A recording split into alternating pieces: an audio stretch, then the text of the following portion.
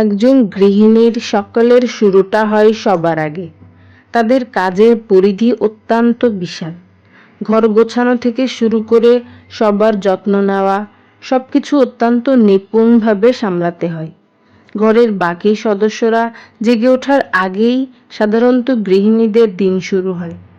ঘুম থেকে উঠে ফ্রেশ হয়ে এক গ্লাস পানি খেয়ে দিনটা শুরু হলো আমার। ঘরে থাকা সাধারণ জিনিসপত্র দিয়েও রান্নাঘর একদম পরিপাটি করে সাজিয়ে ফেলা সম্ভব। কম খরচে ও বুদ্ধি খাটিয়ে রান্নাঘর গোছানোর 16টি টিপস শেয়ার করব আজকে। রান্নাঘর গুছিয়ে ও পরিপাটি করে রাখা শুধু দেখতেই ভালো লাগে না, বরং রান্নার কাজকে অনেক সহজ ও দ্রুত করে তোলে। আপনার রান্নাঘরকে সহজে ও চমৎকারভাবে গুছিয়ে রাখা 16টি কার্যকরী টিপস আপনাদের সাথে আমি শেয়ার করতে যাচ্ছি। টিপসগুলো কোনো একটি যদি আপনাদের ভালো লাগে, সেখানেই আমার সার্থকতা। আসসালামু আলাইকুম, আমি সামিরা আমান, দ্য সামিরা আমান চ্যানেলের নতুন একটা ব্লগে আপনাদেরকে স্বাগতম। আমার চ্যানেলটা যদি আপনাদের ভালো লেগে থাকে, প্লিজ আমার চ্যানেলটা সাবস্ক্রাইব করে রাখবেন। রান্নাঘর গুছিয়ে ও পরিপাটি করে রাখার প্রথম টিপস। ছুটির দিনে আদা বাটা, রসুন বাটা, পেঁয়াজ বাটা, পেঁয়াজ কুচি করে সব সবজি কেটে বক্সে ভরে রাখুন। পুরো সপ্তাহ রান্নাঘর গোছানো থাকবে এবং সময়ও বাঁচবে। 2 নাম্বার, প্রতিদিন রাতে ঘুমানোর আগে 20 মিনিট রান্নাঘরে সময় দিন। যতই কাজ থাকুক, যতই কাজ করুন আপনি দিনের বেলা, রান্নাঘরে রাতের বেলা একটু সময় নিয়ে সিঙ্ক খালি করুন, কাউন্টার টপ মুছে রাখুন। সকালে ঘুম থেকে উঠে রান্নাঘরে ঢুকে দেখলেই মন ভালো হয়ে যাবে।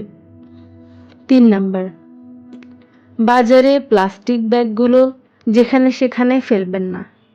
পলিথিন ব্যাগগুলোর জন্য বড় একটা পলিথিন ব্যাগে, কাপড়ের ব্যাগগুলো বড় একটা কাপড়ের ব্যাগে করে অনেকগুলো স্টোর করে রাখবেন। দেখবেন প্রয়োজনের সময় কাজে লাগবে। অবশ্য পলিথিন বা কাপড়ের ব্যাগগুলো ভাঁজ করে রাখবেন। 4 নাম্বার, রান্নাঘরের এক কোণে ছোট একটি ইনডোর প্ল্যান্ট রাখুন, যাতে রান্নার আষ্টে গন্ধ দূর হয়।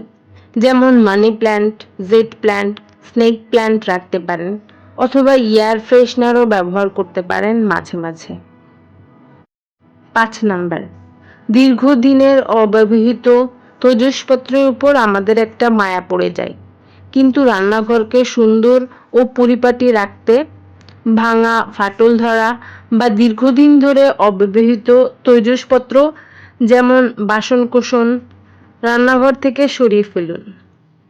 6 নাম্বার, প্রতি মাসে একবার মশলা বা খাবারের কৌটা শেষ হয়ে যাওয়ার পর কৌটা পরিষ্কার করে ফেলুন। শুকনো খাবারগুলো একবার করে রোদে শুকিয়ে আবার স্টোর করবেন। বেশি দিন হয়ে গেলে অবশ্যই স্টোর করে রাখবেন শুকিয়ে। 7 নম্বর, সব রকমের ডাল এক জায়গায়, মশলাগুলো একটা ক্যাবিনেটে, বেকিংয়ের জিনিসপত্রগুলো একটা ক্যাবিনেটে, এভাবে গ্রুপ করে রাখবেন। তাহলে দেখতেও সুন্দর লাগবে, রান্নার সময়ও অনেক সুবিধা হয়। 8 নম্বর, উৎসব বা বিভিন্ন আয়োজনে আমাদের কম বেশি সব জায়গাতেই হয়ে থাকে। আমার বাসায় বেশি, আপনার বাসায় একটু কম হতে পারে, কিন্তু হয়ই। এজন্য ভারী বা দামি ননস্টিক বা রান্নার পাত্রগুলো ক্যাবিনেটের একদম উপরের র্যাকে রাখুন। আর যে জিনিসগুলো প্রতিদিন লাগে, যেমন চা পাতা, লবণ, চিনি, মশলা, এগুলো হাতের কাছে রাখুন।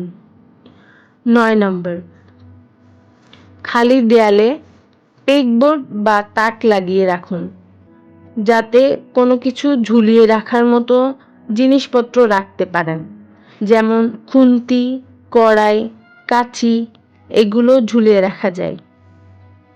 10 নম্বর, ফ্রিজের এক একটি র্যাকে এক একটি নির্দিষ্ট খাবার রাখুন, যেমন উপরের তাকে রান্না করা খাবার রাখবেন, নিচের দিকে আবার কাঁচা সবজি রাখবেন। 11 নম্বর, কাঁচা সবজি, ডাল, চাল ধোয়া পানি এগুলো ফেলে দিবেন না। এগুলো টবে দিতে পারেন, গাছ ভালো থাকে, গাছেরা প্রয়োজনীয় পুষ্টি পায়। একটা লং ভিডিও করতে অনেক কষ্ট করা লাগে। আমার চ্যানেলটা যদি আপনাদের ভালো লেগে থাকে, প্লিজ আমার চ্যানেলটা সাবস্ক্রাইব করে দিবেন। 11 নম্বর, চুলা বা কাউন্টারটপ মোছার জন্য আলাদা কাপড় ব্যবহার করুন। মাইক্রোফাইবার কাপড়ও ব্যবহার করতে পারেন, এটি দ্রুত তেল চিটচিটে ভাব শুষে নেয়। 12 নম্বর, দেয়ালে ড্রিল করতে না চাইলে আঠালো হুক ব্যবহার করতে পারেন। দেয়ালে এগুলো লাগিয়ে রাখলে ছাঁকনি বা অ্যাপ্রন ঝুলিয়ে রাখতে পারেন, লাইটারও ঝুলিয়ে রাখতে পারেন। এতে প্রয়োজনের সময় চোখের সামনে সবকিছুই পাওয়া যায় আর কাজ করতেও অনেক পরিপাটি লাগে। 13 নম্বর, প্লাস্টিকের কয়েকটা ঝুড়ি কিনে রাখুন, অনেক কাজে লাগবে। মশলা রাখা, সবজি কাটা, মাছ মাংস ধোয়া এগুলো করার জন্য এ ধরনের ঝুড়ি খুবই উপকারী। ছোট বড় কয়েকটা ঝুড়ি কিনে রাখতে পারেন। 14 নম্বর, রান্নাঘরের দেয়ালে একপাশে একটা কলম ও স্টিকি নোট রাখতে পারেন। রান্নার সময় কোনো প্রোডাক্ট কিনতে হলে লিখে রাখতে পারবেন। অনেক সময় এমন হয় আমরা ভুলে যাই কোন জিনিসটা শেষ হয়ে গেছে, যেমন মরিচের গুঁড়া, জিরা গুঁড়া বা হলুদের গুঁড়া এগুলো শেষ হয়ে গেলে পরের দিন ব্যবহার করার জন্য কিনে আনার কথা ভুলে যাই। এজন্য একটা কলম ও স্টিকি নোট যদি রান্নার একটা কর্নারে রাখতে পারেন, তাহলে আবার কিনে আনা লাগবে, সেক্ষেত্রে এই জিনিসটা বেশ উপকারী। 15 নম্বর, প্লাস্টিকের 2টা ঝুড়ি, ছোট ছোট ঝুড়ি ফ্রিজের একটা র্যাকে রেখে দিতে পারেন। নিচে অবশ্যই পলিথিন ব্যবহার করবেন। ঝুড়ির নিচে পলিথিন দিয়ে যদি ঝুড়িটা ফ্রিজে তাকে রাখা যায়, তাহলে ঘি, মধু বা অয়েল জাতীয় জিনিস এই ঝুড়িতে করে ফ্রিজে রাখবেন। তাহলে ফ্রিজেরও কোনো সমস্যা হবে না আর খাবারটাও অনেক ধরতে ভালো লাগবে।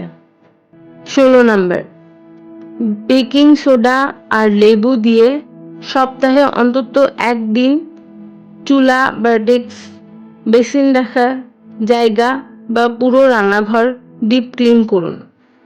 ঝকঝকে তকতকে থাকবে, একদম পরিপাটি দেখাবে।